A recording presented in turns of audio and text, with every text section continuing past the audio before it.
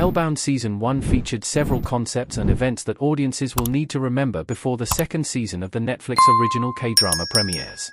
With the Hellbound Season 1 cast led by In, Kim Hyun-joo, and Park Jung-min, the 6-episode series became one of the most popular horror K-dramas on the streaming platform. Based on the webtoon of the same name and helmed by Train to Busan's Yun Sang-ho, the show chronicles a dystopian society where creatures appear and condemn people to hell. Despite the show being a hit with audiences, Netflix didn't immediately renew Hellbound for a second season until several months after Season 1 ended. Details about Hellbound's sophomore season are scarce, with the official trailer not revealing too much about what will happen in Season 2.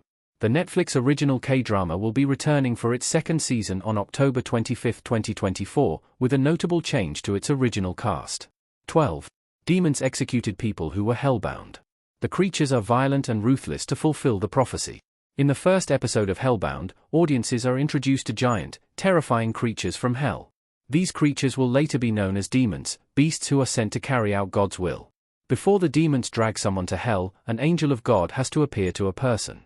The angel of God gives them a decree, which outlines their name, when they'll die, and tells them they are hellbound.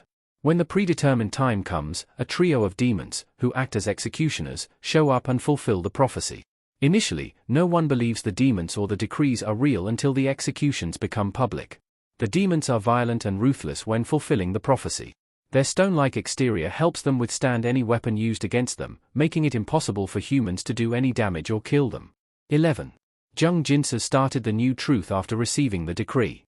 The first person to shed light on why the demons were killing people. Jung Jin-soo is the first person who shed light on why the demons were killing people. Unbeknownst to his supporters, Jin-soo started the new truth in Hellbound after he received the decree that told him he was hellbound. Jin-soo didn't understand why he was going to hell as he believed he was a good person, so he started new truth as a way to make sense of his situation. When more people began to believe he was telling the truth about the demons, Jin-soo's organization grew and became more powerful. New Truth began to have public viewings of the demonstration in order for the world to be aware of God's will.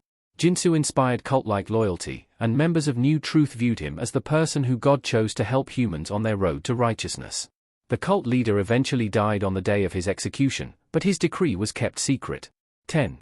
The demon attacks were perceived as divine intervention. God was sending the demons to kill sinners.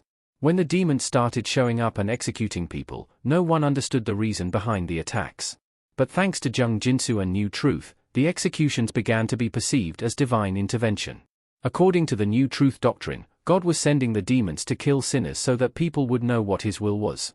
If a person was a sinner, then the trio of demons from hell would show up to execute the condemned person. When a person was executed by the demons, an investigation would be conducted to see if they were sinning.